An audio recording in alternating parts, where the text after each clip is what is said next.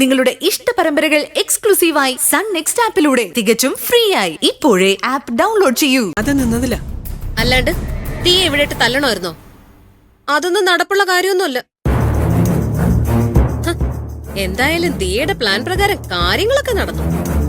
എന്തായാലും ആശുപത്രി ചെന്ന് അമ്മയൊന്ന് കാണണം. അത് വേണം. ചെല്ലുമ്പഴേ ആപ്പിളും മുന്തിരിങ്ങയൊക്കെ വാങ്ങിച്ചോണ്ട് വേണം പോവാൻ. ആശുപത്രി കിടക്കുകയല്ലേ, ശുശ്രൂഷിക്കാൻ കൂടി നിൽക്കാൻ വേണം. നമ്മളല്ലേ അതൊക്കെ ചെയ്യേണ്ടത്. അതിന് നമ്മളെവിടെ നിർത്തുമെന്ന് ആർക്കറിയാം. ആദ്യം തീയ പറഞ്ഞെന്ന പോലെ എങ്ങനെയെങ്കിലും മുത്തശ്ശിയുടെ കൈയും കാലും പിടിച്ച് കരഞ്ഞ് ആ മനസ്സൊന്ന് അലിയിച്ചെടുക്കണം.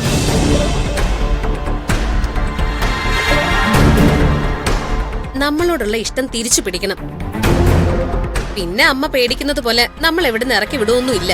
വാടക വീട് നോക്കണ്ട.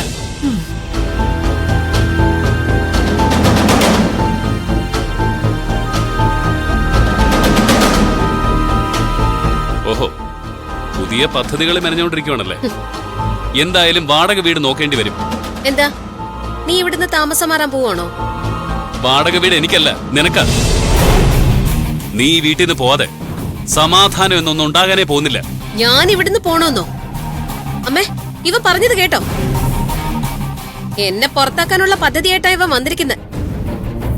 ഓ, അവനത് ഗൗരവമായിട്ട് പറഞ്ഞതൊന്നുമല്ല. എടി, നീ അത് കാര്യാക്കണ്ട. ഞാൻ സീരിയസ് ആയിട്ട് തന്നെയാ പറഞ്ഞത്. ഇവൾ ഇനി ഇവിടെ നിൽക്കാൻ പാടില്ല, പോണം.